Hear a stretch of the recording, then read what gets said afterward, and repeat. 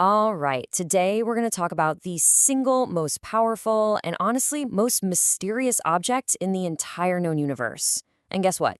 It's right inside your head. We're going to explore this pretty radical idea. The mind you have right now, well, it's not the one you have to keep. You're actually the architect. Let's get into it. So let me start with a question for you. Is it possible that stress is actually contagious? Like, could you catch a bad mood from someone else the same way you catch a cold? Well, according to neuroscientist Dr. Swart, the answer is a pretty shocking yes.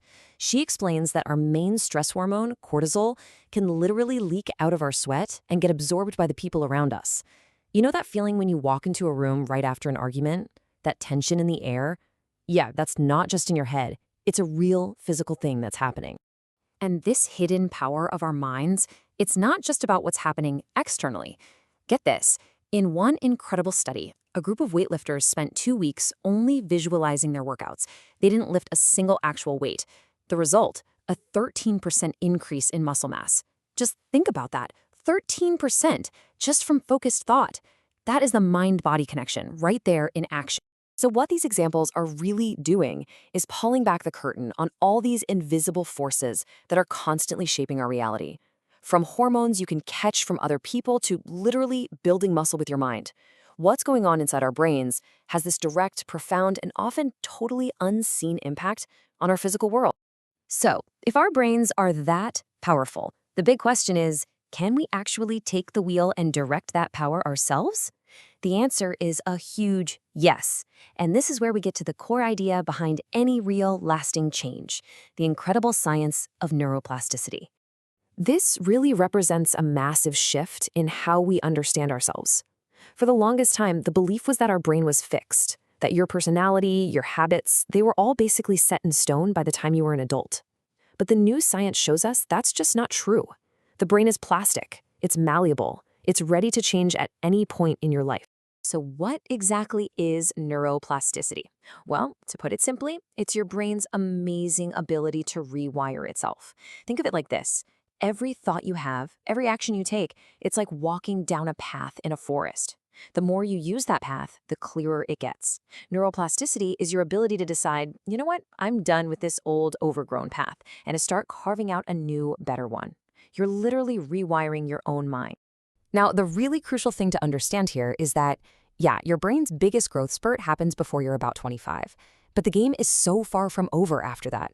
If you don't challenge it, your brain can start to plateau, but if you're intentional about it, you have a lifelong opportunity to keep improving its most important functions, like emotional regulation, problem solving, all that good stuff.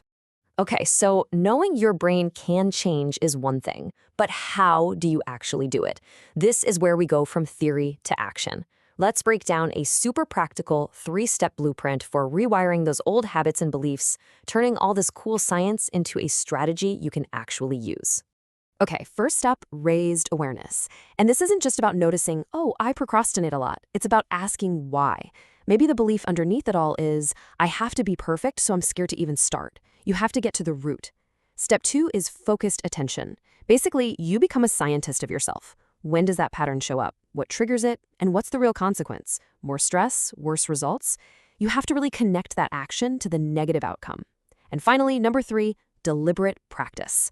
This is the work. Instead of procrastinating, you actively choose a different action. Maybe it's just working for 15 minutes.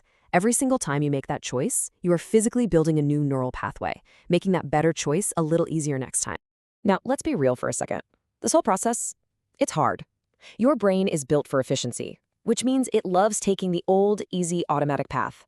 And that's exactly why the secret ingredient here is accountability.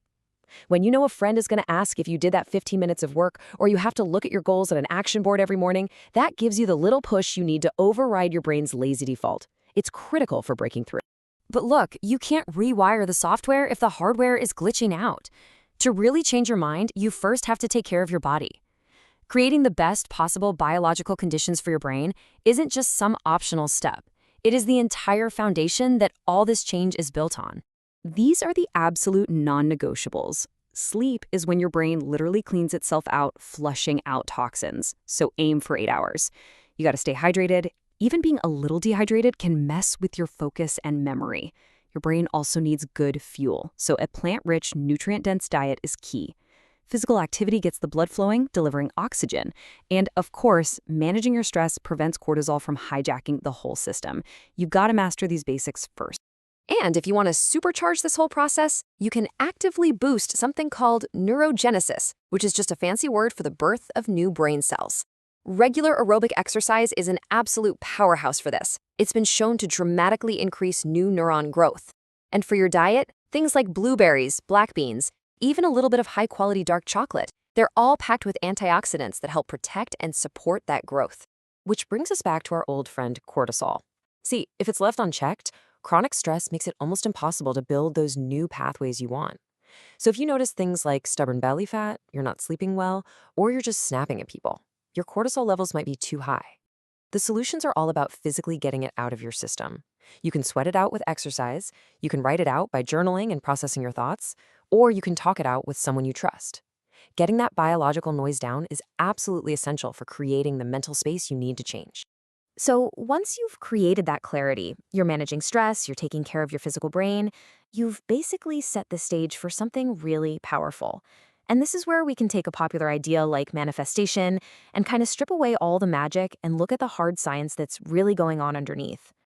Just like Dr. Swart says, the real source of your power to create the life you want, it's not some mystical force out there in the universe. It's your brain. It's a tangible, biological process that you are in complete control of. From a neuroscience point of view, manifestation is really just an active strategy. It is not about sitting around and wishfully thinking for a better outcome. It's about using everything we just talked about, all the principles of neuroplasticity, to intentionally change your thoughts and beliefs. And those new pathways in your brain, they lead to new actions and new behaviors. And those new actions inevitably create different, better results in your life. It's not magic at all. It's just the logical consequence of rewiring your brain. The power really is in your hands. Or maybe more accurately, it's right between your ears. You have the blueprint, you have the tools, and your brain has this incredible innate ability to change.